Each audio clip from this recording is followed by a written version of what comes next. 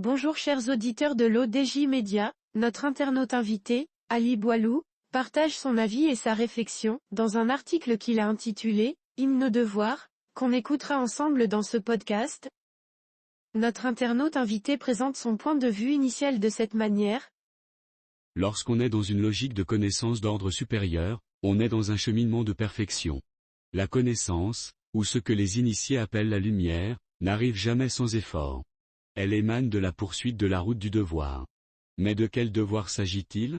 Il s'agit bien évidemment du devoir, qui mène à sa propre vérité, cachée par ses passions destructrices, et qui va aider à accepter celle des autres. Pour atteindre ce niveau de conscience, il est impératif de s'interroger sur la nature du chemin du devoir en respectant certaines règles.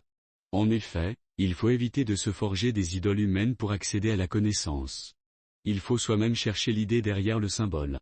Si la vérité absolue est inaccessible, il est impératif de respecter les opinions d'autrui pour comprendre.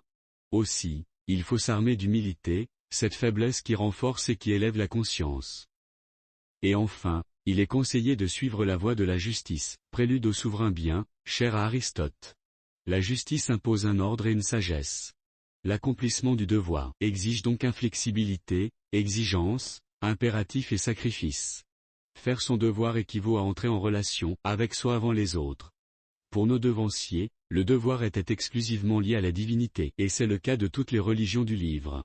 La divinité était la seule capable de mener au bonheur de la vérité. Pour les philosophes, le devoir est l'exercice de la pensée. Les Grecs l'appelaient le nous. Cette notion a été introduite pour la première fois par le philosophe présocratique Anaxagore au 5e siècle avenue JC avec l'idée principale, que toute chose possède une portion de toute chose. Cette formule exprime l'idée qu'il n'existe pas de monde sans connexion, et que le spatio-temporel fait la jonction entre les séquences de vie que l'on traverse. Monsieur Ali Boilou continue de la manière suivante. Le nous a ensuite été enrichi par Platon, Aristote et bien d'autres. Pour Platon, le nous met en confrontation le monde intelligible au monde sensible. Pour Aristote, la raison est vide tant que l'essence n'entre pas en action. Cela pour dire, que sans raison il ne peut y avoir de devoir.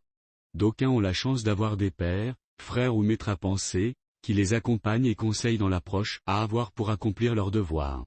Cet exercice devient alors presque mécanique, mais n'est-il pas judicieux d'aller au fond des choses pour connaître la symbolique derrière toute chose ?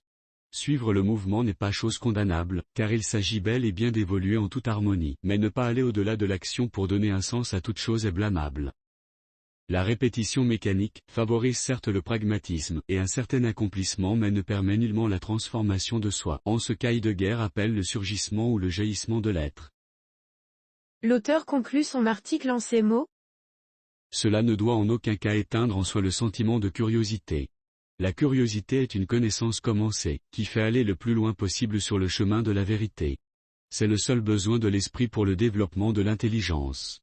Une pensée sans curiosité entraîne souvent une mauvaise interprétation du devoir voire un enfermement dans une compréhension étriquée et erronée, réductrice de l'objectif final. D'autre part, il ne faut nullement tomber dans le sentiment de suffisance d'avoir compris le sens de son devoir. Ce serait une erreur fatale à soi et à autrui. Il faut le réinterpréter en permanence afin de le réajuster. En toute chose, l'agréable n'est pas l'arrivée mais bien le voyage. Rédigé par Ali Boilou. Merci d'avoir écouté ce podcast de l'ODJ Média. N'hésitez surtout pas à nous suivre sur nos réseaux sociaux, Instagram, Facebook, TikTok, LinkedIn et Twitter. Alors, on se dit au prochain podcast de nos internautes invités, et à très bientôt.